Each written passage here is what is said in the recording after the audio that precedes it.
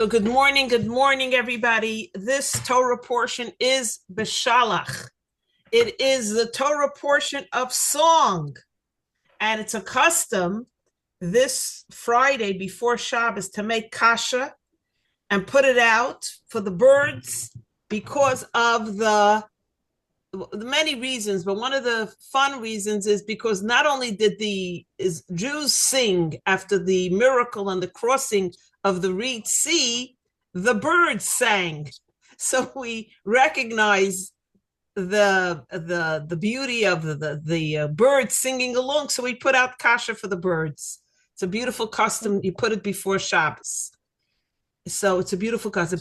And I also love that this Torah portion, I call it the Torah portion of the feminine energy. Because if you read what happens, go ahead, Meredith. Yes, go ahead, Meredith. Tell us. No, so the women, it's the song of the sea, and we know what happens, and it's sung in the most beautiful trope. And then at the end, then Miriam leads the women, and they sing and they dance, and it says that they have tambourines. And so I think my very limited understanding is that the rabbis say, well, why would you bring a tambourine if you're running for your life and you're leaving? And it's because they had faith that God would save the Jewish people. And the women had faith. And I would think then from there, you can say that just proves again how important the role of women is when people give feminist, have negative interpretations of feminism in the Torah, that the women are elevated and Miriam is a prophetess because she knew that God would save us. Is that the idea? Yes, yes, that's a beautiful concept. And it just continues the theme how the women in Egypt refused to stop having children, even though they were under miserable threat of having their babies murdered. And the way they took their copper mirrors, which were later used in the Mishkan and the Beit HaMikdash to make the sinks, and beautified themselves to be attractive, to have intimacy with their husbands, also during a very cruel time. So these mirrors were lauded by God. And that's why it says, that in the merit of the Jewish women were we redeemed. So this just continues the beautiful theme. So I want to speak about a few beautiful concepts here. I didn't even know what. There were so many amazing ideas. But we started with the tambourines, let's start with Miriam.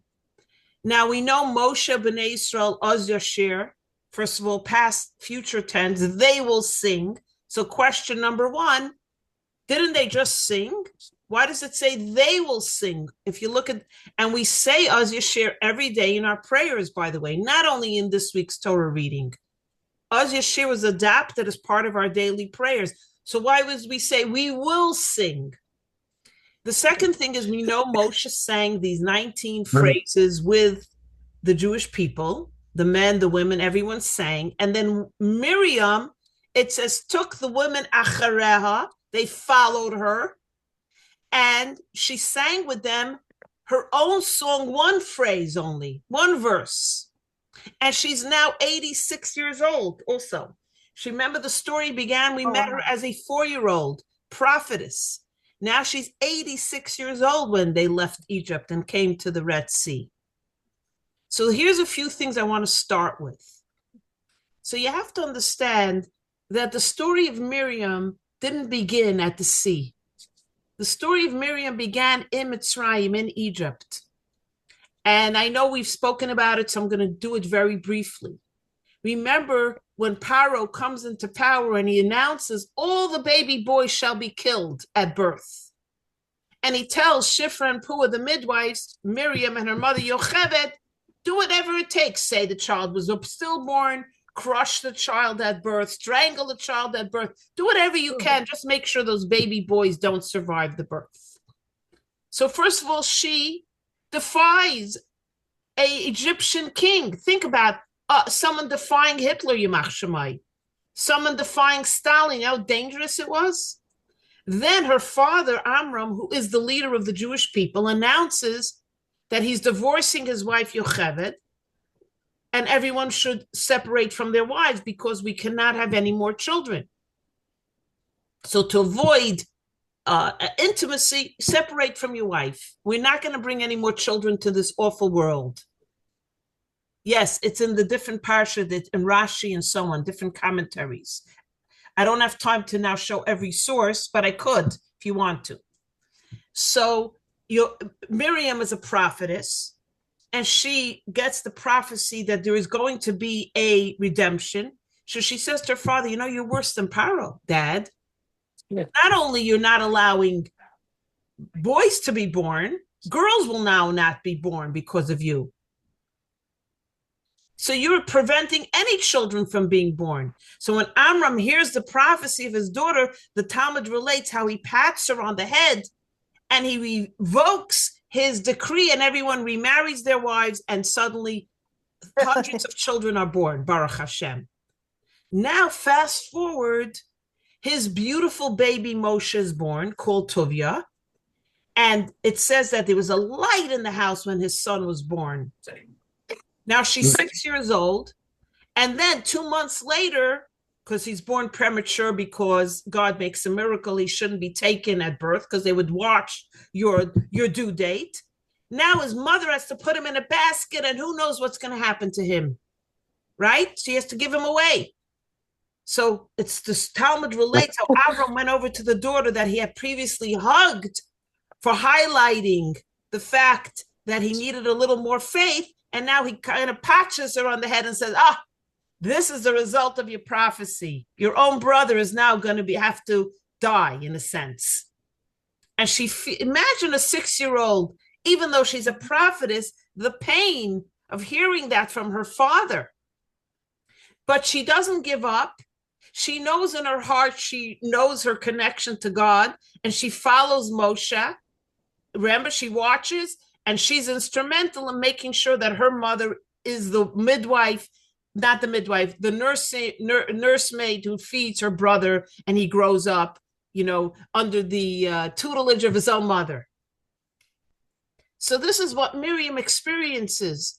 So the splitting of the sea and the exodus from Egypt for her was so personal, because it was so traumatic for her to hear her father reprimand her and say, the great prophetess has spoken. Look now what's happening. Which shows the human relations, even though her father's also a tzaddik. So now when she sings the song, for her it's so personal. That's why she has her own song. And that's why it's only one verse.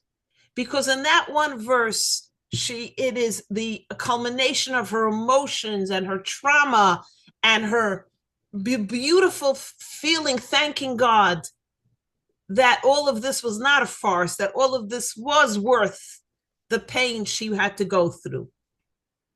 So again, it's indicative of how a person deals with their life story in a sense. She knew she was right. She heard, prophecy, something comes from God that's within you, but still doesn't mean you don't suffer and feel the pain and angst of what happens in your life. Doesn't mean you're emotionless just because you're a prophetess or just because you're so great. And that's why if you read what happens right after the splitting of the sea, there's a water problem. The water in the neighborhood is bitter. So the Jews say, okay, we shouldn't have taken us out. They're forever kvetching. And Moshe puts in a branch according to directives of God, and the water gets sweetened, but then they travel forth, and again, there's a water problem. So God says, see the rock, hit the rock. And that rock accompanies them throughout life.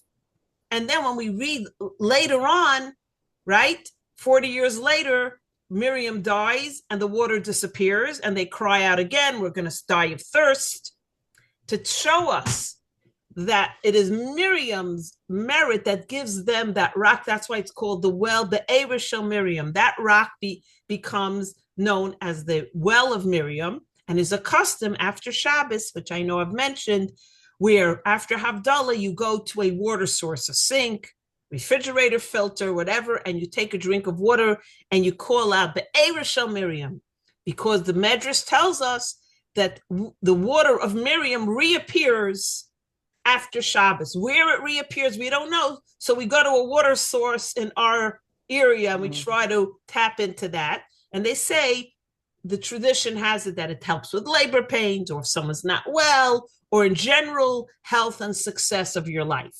So it's a very nice minhag. I always do it and I love it, and it makes me feel so connected. Be'eresh Miriam. So here we see that after her song, suddenly a well appears in her merit, the well of Miriam. It's a really beautiful thing. And it all starts at the water where she stands to watch if her brother's future, her brother's fate. So the reason the well comes from her is because it all starts at the water. How she stood there watching her brother to make sure he's safe. So that's why it's her merit, the water, because she could have said, yeah, my mother put in the water, so what am I going to do? Oh, Mara, yeah, but Miriam, oh, the Mara, the bitter water, but Miriam, yes, it comes from that.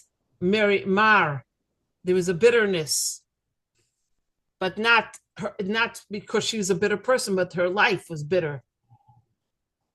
There's some kind of explanation about it. I forgot right this second, but yeah. But Miriam is actually a beautiful name because it's Miriam the prophetess, and Miriam the sister, older sister of. And how also do you know that this is the story of her life, the song? Because it says Miriam achais Aaron, Miriam the sister of Aaron, takes the timbrels, and the women follow her for song and dance. Why not the sister of Moshe and Aaron, or Aaron and Moshe? To show us that her story began before Moses was born. Her story began at the beginning of her life. What a pretty daughter, Meredith. She's so pretty, your daughter. So she looks like she has such a good energy from that 1 second. So to show us that her story didn't begin when Moshe was born. Her story began when she said to her father, Dad, you have to stop not having children. You have to absolve that decree again for the Jewish nation. You can't tell them not to have children. So that's why the Torah points out she's the sister of Aaron, to show her story began way before Moshe was born. This story, this era of her life began when she was a young girl, before her brother. You might say her whole chashivas, her whole importance was her brother. But no, her strength began way before her brother was born. Her brother was born because of her. Remember, her parents didn't want to have any more children. So this is a beautiful, beautiful parsha that talks about the world of song. And, I don't want to get into it right now because it's a whole lesson itself. But interestingly, how the Torah, and this is before the giving of the Torah, says that women don't sing in front of men. So how is it she's singing with all the women, even though it's before the giving of the Torah? But one of the most beautiful explanations is, first of all, it was in a group. They were playing instruments. It's not like they sat and sang Pavarotti, But one of the most beautiful, beautiful things is that whole segment, the whole discussion on modesty of women and Kol Kvuda Bas Melech Panima, that the beauty of the princess is from within, and all that is the fact that in this world, sexuality has been exploited. And then, though, contrast it to when they left Mitzrayim, it says what a handmaiden saw at the splitting of the sea, no great prophet saw. The miracles were so great that even a simple handmaiden saw the hand of God. So you understand that the level of Kedusha, holiness, and revelation of God was so great that there was no room there for any negativity or negative energy or exploitation of the feminine energy. Because God was so revealed, there was such a unified situation in the world that it couldn't be like now, where women are just abused in so many ways, raped and so on, because there's no respect, there's no dignity for a person's privacy who they are. I mean, men too, as we hear from the Hamas, what's going on with the men and the women. But women more than men are exploited in this way. But there, the level of Kedusha was so high, there was no room there for anybody to have that negative energy and exploit the energy of the feminine. And that's why women there were permitted to sing. And again, it's no time to really go into, but I did want to mention this point because it really reveals to us the sanctity of the feminine, the sanctity of the feminine soul. But were there to be the perfect world, like the beginning of time, Adam and Chava weren't even wearing clothes. Why? Because no one would ever look at them and say, you're naked. I see you. That didn't exist yet. The minute they ate from the tree of knowledge, they looked down at themselves and they were embarrassed. Why weren't they embarrassed before? Because that energy didn't exist where someone was embarrassed. Everything was perfection. There was such unity with God. There was no room, the Kabbalah explains, and Chassidus, for any negativity or any, it's hard, what other word, klipa, to exist. So that's why then they didn't have to need clothes. The minute we actualize sin in the world, degradation, the minute we actualize sin, which it comes from man, everything changes for us. We need to wear clothes now. Why? The human body is beautiful. What's wrong? Didn't God create us that way? No baby is born with a set of clothes. But because the world exploits that beauty, that holiness, we need to cover it up. That's why you keep your diamonds in a safe. You don't leave your diamonds out on the fireplace. Anybody walks in, snatches your diamond. There has to be a sanctity and protection of that holiness, of that greatness. Because especially the feminine soul is very holy, very great. Masculine energy too, but we're talking about the feminine energy is even higher and holier, comes from a much higher source. Malchus, which is, royalty, the sphere of Malchus. But again, I'm sorry I'm even bringing it up, and there's not time to elaborate, but I just wanted to give a little bit of this, a little taste of how the Kabbalah explains all this. So now, does anybody want to say anything or add anything? So now the question is, why does it say they will sing when it just happened? Why would they will sing? As Yashir should have said they sang, not, oh, Moshe and the Jewish people will sing. And we say it every day in the davening, we will sing. Aren't we singing it right now? So there's a magnificent insight that this teaches us that there'll be resurrection. That when there'll be the Tchias HaMesim, resurrection of the dead, we will sing once again. Now is so, okay, beautiful, I love it. Now we know from the Torah the concept of resurrection. But why now? Is this the time really to allude to resurrection? Does anybody have an insight? Why now is the topic of resurrection coming up? Go ahead, Margaret. No, go ahead, please.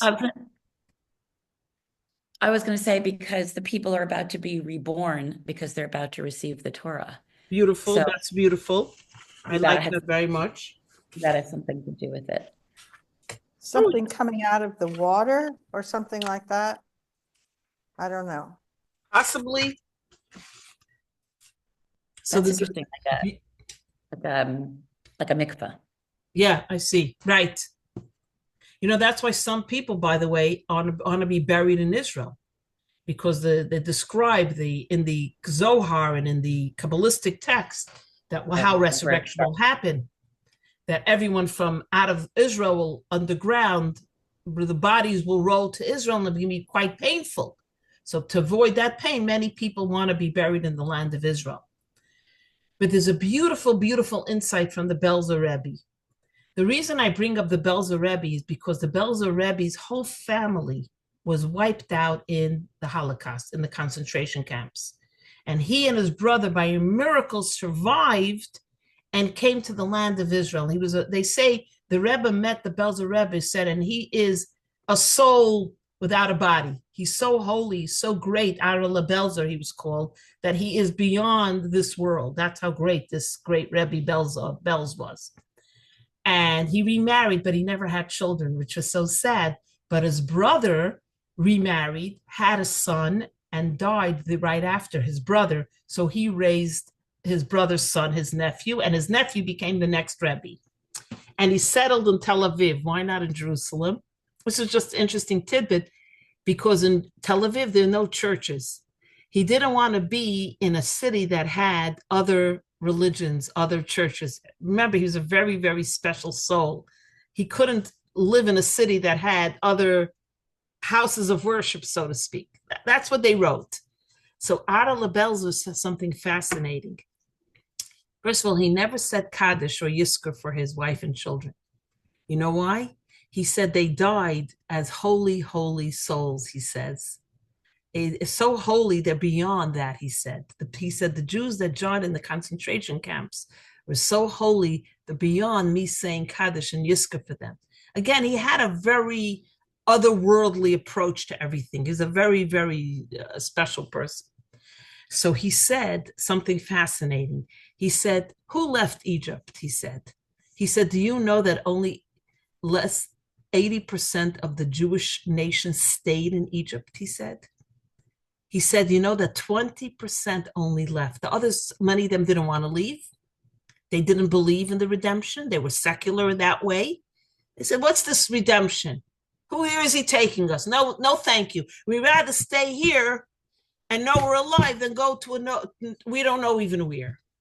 And then many of the Jews died in Egypt. Remember, during the plague of darkness, God took the lives of many of the Jews who were, anti. Why during the plague of darkness? So the Egyptians shouldn't say, look at that, God kills his own people. Look how God kills his Jews, Israelites. So the Belzer Rebbe said most of the Jews did not leave Egypt, some by choice, some by punishment. And so at this time, when they sang, it was a bittersweet song. They sang, yes, we were saved, we're alive, we witnessed this miracle, but 80% of us are left behind. So it's bittersweet. Yes, I survived the Holocaust. I survived October 7th, but how many of my brothers and sisters and family members didn't survive? So he said, Az Yashir, but there will be a time when the Jewish nation will celebrate. And that's when Mashiach comes, when everyone will be back together, he says. So he says that's why it's the future, and that's why now, because though they were survived, it was bittersweet of those that didn't survive. So he had a very touching insight, I think, of why it says you will sing, and that alludes to Tchias HaMesim, resurrection, at this very time when they left Mitzrayim, he says. And I think it comes from also what he's experienced. How, yes, I survived, but my whole family didn't survive. It's like a bittersweet thing. And of course, his dynasty grew. The Belzer became one of the biggest Chassidim in Israel. It's huge. It's huge. It's huge. It says that it was after the Holocaust, Yom Kippur, your parents bless you. She was, oh. No, I mean, she said it sounds funny, but she took it so literally as a child, like this would really upset her. What does Grandpa Charlie do when Mashiach comes? Is he with Marcia or Grandma? Like the remarrying? Right. Yeah. I mean, it's like, it's such a silly, funny thing, but it's actually a very deep, it's a hyper humanization and rationalization of something that's way beyond our understanding, I guess. What she's asking is, what happens if you remarry? Your spouse dies, you remarry, and what happens when Mashiach comes? Now your new wife is back. So what do you do? So I was actually a student in yeshiva, seminary, and they asked, and one of my friends asked, because her grandmother just remarried. So the teacher, the Rebbe, the teacher said, I don't know the answer. He said, I don't know. God is going to have to solve that problem. Yeah. But the thing is, you should remarry. Why should a person be alone their whole life? So there's another moving forward on this beautiful concept of what happens. So I want to go a little bit back, but we started with Miriam, but I want to go a little bit back in time. So the Jews leave Mitzrayim, right? God shows them where to go, and they have a direct path. The direct path is not towards the Reed Sea. Suddenly, listen to the pasuk, okay? Suddenly, God says to Moshe,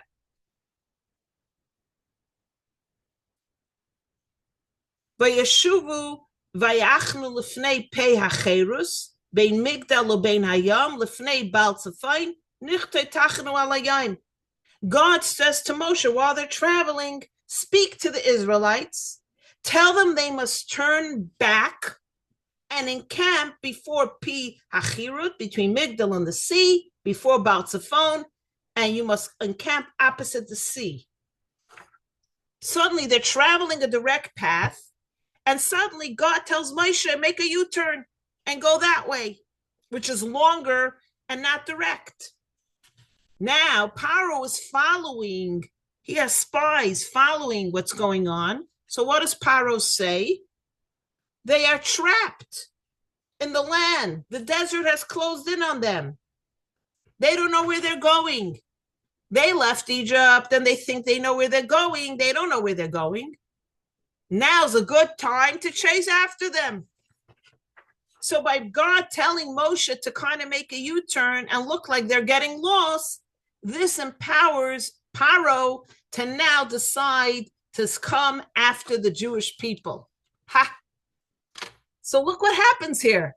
It's like self-sabotage. Sometimes you self-sabotage. You're worried. How come no one's chasing after me? I must be doing something wrong here. So it seems crazy. Why would God make them, first of all, go towards the sea? How could you cross the sea? And second of all, now Paro gets the message that they're fablonget. The Waze isn't working. You ever do Waze, it takes you to the right, then it takes you to the left, and then you make a U-turn and says, oh, they're lost. Good time to attack. Now look what happens. So now the Jewish people see that Paro, fast forward, Paro is coming closer with hundreds of chariots, his best warriors, his whole army, and he's pursuing them. The Israelites look up and they caught sight of the Egyptians. They became frightened and they cried out to God. And they said to Moshe, oh, there were not enough graves in Egypt? You had to bring us here to die? What did you do to us? Why did you even take us out of Egypt? If anyway, we're going to die here. This is not what you told us in Egypt. You said, leave us alone and let us serve God. It would have been better for us to serve the Egyptians than die in the desert. What does Moshe respond? You'll see why the conversation is very important. Have no fear.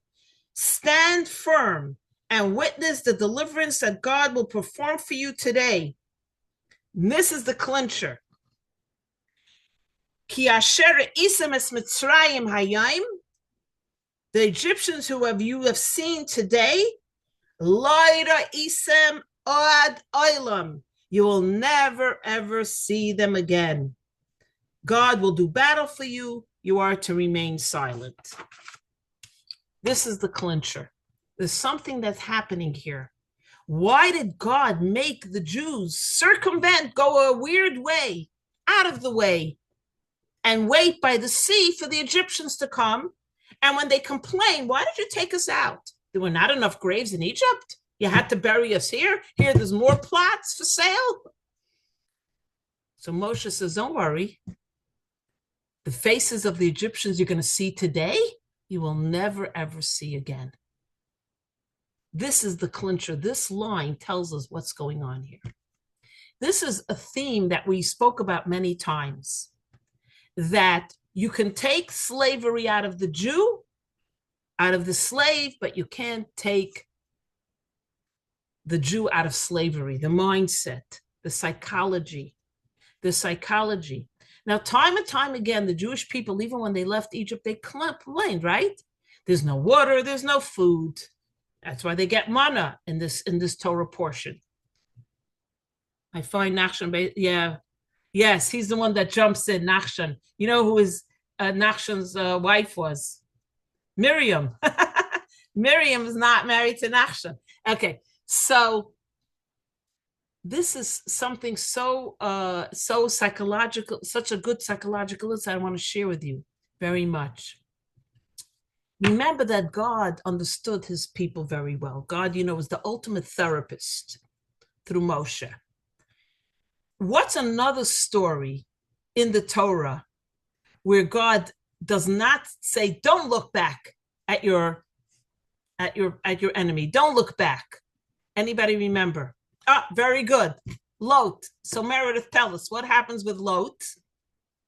Lot and his wife and daughters. So he's destroying Sodom and Gomorrah, and he tells them not to look back because he's destroying everyone and everything. And she looks back, and she's turned into a pillar of salt. Very good. So there, God says to Lot, the nephew of Abraham, don't look back. Here, God is intentionally making them confront the very people they ran away from.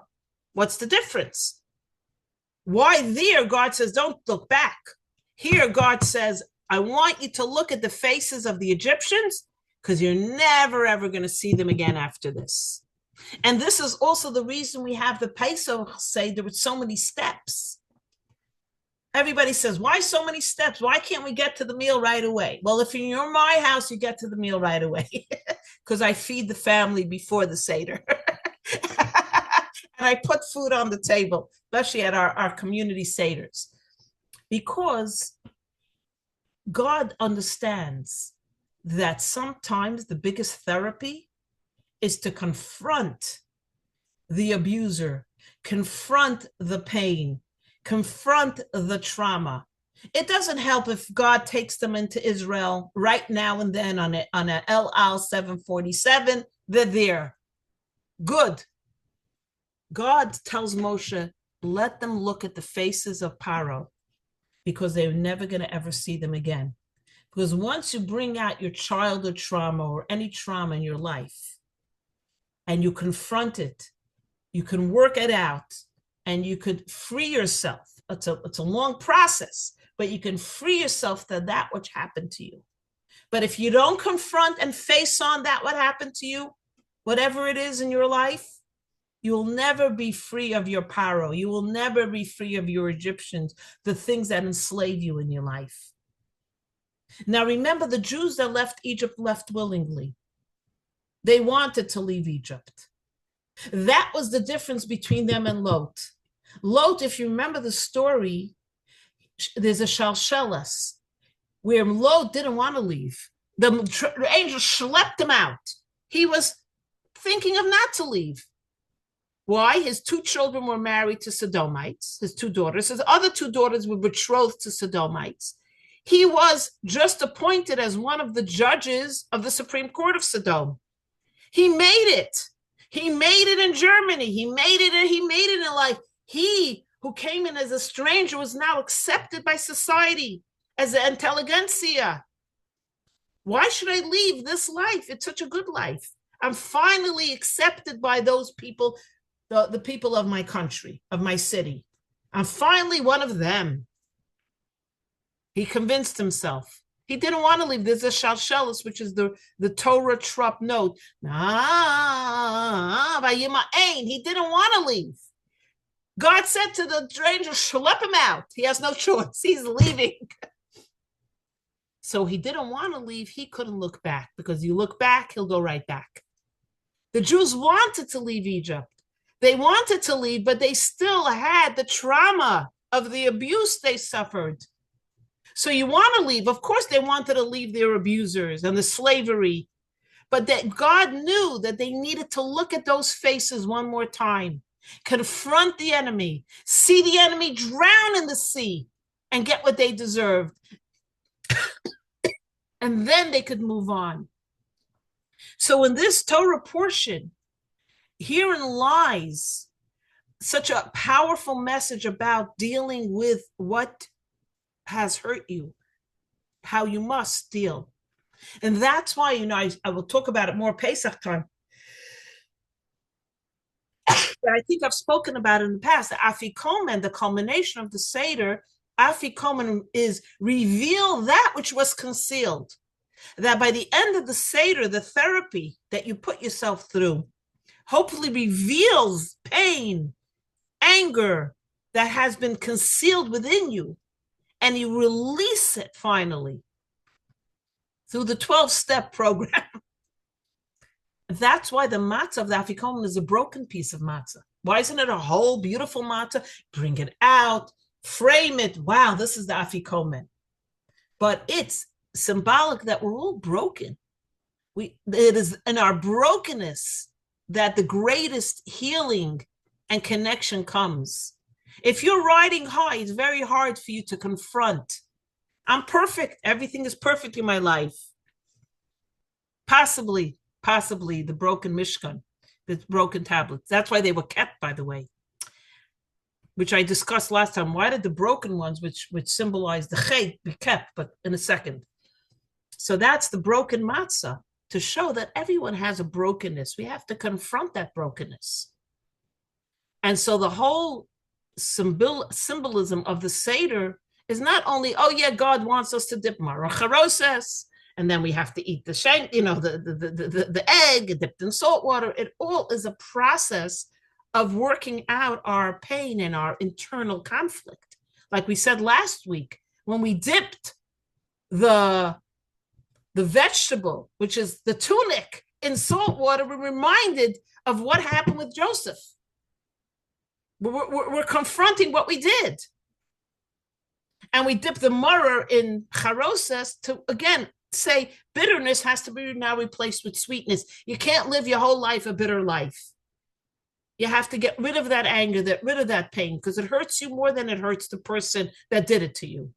When you're vengeful, the other person is walking around smiling, you're feeling, I'm going to kill that. You're miserable. The other person's not miserable. They may not even know you that they hurt you, or they don't care that they hurt you. So the story of God making them turn around and going back so that they should meet up with Paro again is therapy for them, confronting that which face to face, that which hurt you most. That would hurt you most.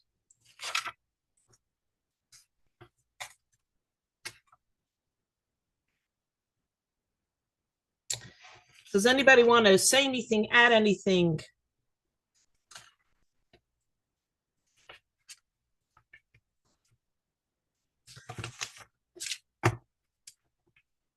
Diane, you wanted to say something? Well, it must have been very scary for them to turn around, look at the enemy, the Egyptians, and then know that the water is on the other side. Yeah. Right. Yeah. So they're like caught, and they don't know what's going to happen when they go start walking into the water. So right, they didn't know it's going to split. So because you said that Nachshon knew. Nachshon is the one that jumps in, right? I mean, well, it's commentary. That's a midrash, right? But then I've heard people say that then when they are giving sacrifices for the korbanot, he's called first. So the rabbis feel he must have been called first for a reason, and I think that's how they interpreted that he went first, right? Yeah. Well, also when Moshe, let me bring the story. So what happens? They're by the sea. Right? They're by the sea. What happens? So now they see the Egyptians chasing them. They're standing in front of the Atlantic Ocean. Put yourself in that mindset. It's not like, oh, I'm going to jump in my little raft. They all have babies and children and packages. It's immigrants leaving. So they were divided into 4 camps. One said, let's plunge in the sea. Let's just don't go in there, give up our lives. We can't handle this anymore. We'll die, free people, mass suicide. The second group says, let's surrender. Let's go back. At least we're alive. We'll be slaves, but we'll go back. The third one said, let's fight. What are we going to go sheep to slaughter? Take out our weapons. Let's go fight. At least we'll have our self-respect. And the fourth said, let's pray. Prayer has always done us good. Let's daven. So then this Moshe says, no. This is what he responds. Stand firm and see the Lord's salvation that he will wreak for you today. For the way you have seen the Egyptians, which is what I just read, today you shall no longer see them for eternity. The Lord will fight for you and you shall remain silent. This one statement is answering all the four groups. Group one said, let's jump in. That's it. He says, stand right there. I don't want to see you doing anything. He says, no, don't move. Group two, who said, let's surrender, let's go back. He said, you're not going back to Egypt. You're not going back to Egypt. You shall no longer see them. The one that said, let's fight, he says, no, you're not fighting. The Lord will fight for you. And the fourth group that said, let's daven, he said, you shall remain silent. So in one pasuk, he answers all the four groups. None of your ideas are going to wash, he says. None of the above. So what are they supposed to do? The answer is, he says, lech, go, move forward. God says to Moshe, let them travel, move forward. And that's when Nachshon jumps in. Moshe was told to take his stick and spread it out on the water, and the water splits. And the Jews walk through the dry land. And the sea on both sides becomes a chayma, a wall. Why is it necessary to know that they walked on dry land? Usually, even if there's no water, it's muddy, right? When you have a dried out riverbed, right? But walk into it, there may not be water because there's a drought, but it's muddy. Here, God not only made it the sea split, he made it be dry. So nobody's boots, sandals, Uggs, Crocs got muddy. They walked through dry land and they came to the other side. God tells Moshe, hit the water again. And the water came back together. And that's when the Egyptians were already in the water, thinking they're going to also have dry land. Boom, they all drown. And the Jews see not only that they're saved, but they look and they see the Egyptians that they faced have now drowned in the ocean, in the sea, in the Reed Sea. I know we call it the Red Sea, but it's the Reed Sea. It's actually called. Now there's a very, very strange thing happens in the story. So everybody gets the story, right? Yep. They have four ideas. In one pasuk, Moshe negates every one of your approaches. You're not praying, you're not fighting, you're not surrendering, and you're not committing suicide. None of those. You're going forward. And they go forward. The wall, the two sides of the sea turn into walls. Not only is it not muddy, it's dry. They walk through. The Egyptians chase. Boom, the water closes on them and they're gone. Except for Paro, who gets spit out so that he could be a witness to what transpired, to show the world that his whole nation has been wiped out by God. But now there's a very interesting story. So now they're their other side, right? Pasuk 29. Okay, so now the story. And the horsemen and all of the host of Paro that came after them were into the sea. There remained not so much of them, which means they didn't remain. Then listen to Pasuk 29. But the children of Israel, says the Torah, walked upon dry land in the midst of the sea, and the waters were a wall to them on their right hand and on their left. Thus the Lord saved Israel that day. Very strange. We just said what happened. Moshe stuck his stick, the water split, the Jews went across, the Egyptians went in after them. And then the Pasuk 29 seems to indicate a repetition of what happened. But the children of Israel walked upon dry land in the midst of the sea, and the waters were a wall to them, and the Lord saved them. Not only that, it's different than the original version. It's different than the original version. It's different in the original version. In the original version, two differences. I want to read the differences. Give me 1 second. Me with the notes. In the original version, it says Choma, that the sea became a wall without a vav. And the second, with a vav, which means wall. In the second, it says Choma without a vav, which really means anger, not wall. You could read it both ways. In Hebrew, there's different, right? Words have different meanings. Choma with a wall, vav means wall. Choma without a wall could mean wall, but it could, without a vav could also mean anger. So the water was angry? Right? Question 1. Question 2, look how it's switched around. Here it says, Holcha bayabasha b'toich. They walked on dry land in the sea. The first one, they walked in the sea on dry land. So for 3 questions, why does it repeat how the Jews were saved by walking through the ocean? 2, why in a few passages before it says the sea became a wall with a vav? Here, no vav.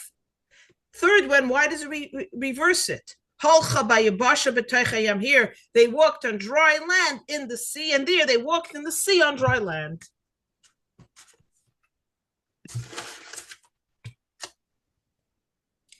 Anybody know? It's a hard one to know because it's just something that no one talks about. It's a medrash and mefarshim that explains something so beautiful and so powerful. Does anybody remember 2 fellows called Dasam and Aviram? Who were they? Anybody want to say? Sorry for the aren't they the ones that go towards they bring alien fire? The sons of Aaron who bring the alien fire? That's Nadav and Avihu. Sounds familiar. Sounds similar. These are the ones who rush to touch the Mishkan, touch the Torah. I mean the tablets. No.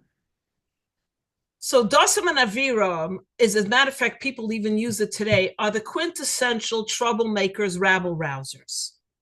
They're the ones who are always kvetching and complaining and riling everybody up. Whenever you have 2 women, 2 men who are kvetchers and troublemakers, they're Dasam and Aviram. If you go back into the story of Egypt, remember how Moses, as the prince of Egypt, sees a guard beating up a Jew. He kills and then they guard. Confront him, and he realizes that what are you going to hurt us too? Okay, that's who it is. And then and the next day he sees 2 Jews getting into a feud, and he says, "Why are you hurting one or the other? So they said, "Oh, you're going to kill us too?" Yeah, and they're the ones that tattle to Paro and say, Moses is the one that killed your guard, and he has to run away. So that's where we first meet Dasam and Aviram. But there's a whole backstory. These were 2 Jews that when Moshe came to Egypt and said, I'm going to save you, and remember all the Jews bow and say, wow, finally the prophecy is coming true from our forefathers, we're going to be saved. Dasam and Aviram were what you want to call the secular liberal Jews. They said, this is all a farce. Moshe is not saving. Who's this God? I don't know if I believe in God. I might be an atheist, but I'm definitely not following this guy. They just did not believe in God. They just did not believe in the whole Exodus and this whole saving thing. That was not them. What was their position? They were like the capos. In Egypt, they were the police, the Jewish police over the Jews. Whenever Paro needed something done, he'd call them in, say, guys, I want this done. You tell your people. So they were like in an elevated position. Now, when Moshe comes to Paro and says, let my people go, God sent me, he gets angry, Paro. He says, before I was going to give you, I gave you bricks to build for me. Now I'm not even giving you bricks. Go make your own bricks. Now, Dasam Aviram have to convey this message to the Jews. But guess what they do? They do something out of line, not out of line. How do you call it? Out of what you normally wouldn't think to do, like out of character. They say to Paro, we don't think so. We want to tell you it's not a good idea. It's a terrible idea for you to make our brethren make bricks from scratch. We don't think it's a good idea. They defied Paro. They defied Paro to defend their brethren. Not they defend their brethren because they were connected to God and they said, oh, we're so connected to the matriarchs and patriarchs and we believe we're going to be freed, simply because they were part of this nation of people. Now, when all the Jews leave Egypt, guess what? Dasam and Aviram don't leave. They stay behind. We're not going with them. We don't believe Moshe's taking us to a promised land. Who's this God he's talking about? My mama and papa didn't tell me anything about God. I'm an atheist. When, as a matter of fact, when Paro went to chase the Jews by the sea, they were with Paro. Paro took them along. Come, help me get your brethren back. Now the sea splits. Dasam and Aviram are with the Egyptians in their chariot going along. The sea splits. Paro and his people are drowned. But for Dasam and Aviram, there's a miracle. The sea splits again. That's why it says they were in the sea and there was dry land. And they get saved and they come to the other side. Now, Choma, the sea doesn't want to split for them. The sea is angry. Choma, Chama. There it's walls. The sea is a wall. Here the God says the sea is angry. I'm not splitting for Dasam and Aviram. They didn't leave with your people. They were always rabble rousers. Why should I split for them? And God says, no, you're splitting. And they come to the other side and they are saved with the Jewish nation. And now comes the clincher. Why? We see later on, they're big troublemakers. They're the ones that get Korach to go against Moshe. Remember, Korach says, why should you be the leader? Everyone is a leader. And so many stories where they are the instigators, troublemakers. Why does God save Dasam and Aviram? Anybody know? Why do they deserve to go through the ocean when when the Egyptians don't? And the answer is, go ahead, Diane, you want to say? What did they do for their brethren in Egypt? Like what you just said, they saved them from making the bricks. Yes, exactly. God says, I don't care about anything, but they stood up for their brothers and sisters. They're atheists, liberals, whatever you secular, whatever you want to call them. They did for Ahavas Yisrael, love of their fellow Jew. They stood up for their brethren. And God said, that means everything to me. God, remember I said love of God, love of your Jew, a Jew is greater than love of God, because if you love your Jew, you love God. They stood up for their fellow man, their fellow Jew. I'm going to save them. You sometimes look at a Jew and you say he's an atheist, he doesn't follow Torah mitzvahs, he's a this, he's a that, but he stood up for you. He is the most pious Jew of all. Never judge a Jew by even sometimes their negative behavior. Dasam and Aviram were no nice guys. They were troublemakers, but they stood up for their fellow Jew. And that's what God remembers in them. So the power of being a person that fights for your people, whatever way you're fighting, could be for the bricks.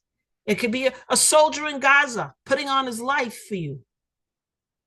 He may not wear a kippah, he may not wear tzitzis, he may never pray. He's wearing an IDF uniform and he's fighting for his people in Israel. Doesn't matter what he does at home.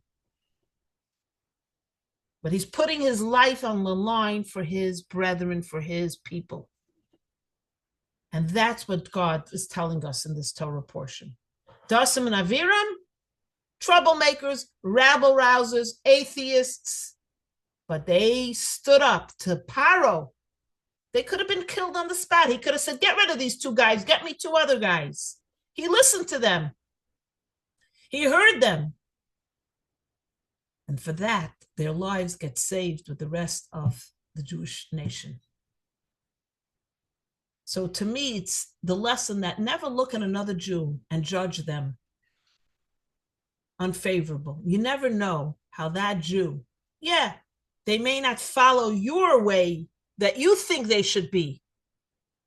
But guess what? You never know what they have done or did or continue to do. You never know how a person expresses their Jewish soul. Maybe for you, it's not the way you want them to express it. So that's your limited view of life. But God doesn't look at it that way. God looks at somebody took a step and did something for my people. They're Kedoshim, they're holy. And that's really our whole approach. I always say it's never all or nothing in Judaism. You do one good thing, one mitzvah, one act of kindness, one act of goodness, and you will walk on dry land. God will look at you and say, wow, that's amazing. And you never know why a person is the way they are. Maybe they're an atheist because something terrible happened to them. Maybe that's the way they were brought up. Maybe they don't know they're Jewish. You never know who a Jew is, what they are, who they are. You know, sometimes you meet someone, they're the kvetches, complainers, but deep down, there's a power and a strength in them that we just don't see, because who wants to be with the kvetch of Westport? So to sum up the Torah portion, it's the Torah portion that first of all shows us that Jews, we always have to sing. We always have to look at life in a positive way. Confront our trauma, confront issues and people who have hurt us. Don't bury it. Don't run away from it. Confront it and you'll never see it again. And the beauty and the power of the feminine energy, how Miriam sang with the women and all the women who followed her. Because remember, they also suffered the trauma of Egypt, not worrying about who's going to kill their children, slavery, and everything they endured for over 210 years. They deserve their own song. So we sing collectively, and then we sing our own song, our own prayer. And then lastly, in life, sometimes nothing is the reproach. Don't surrender, don't fight, don't give in, don't even pray. God says, go, you go. Sometimes the answer is just go, do it. You never know if that step you took will split the sea.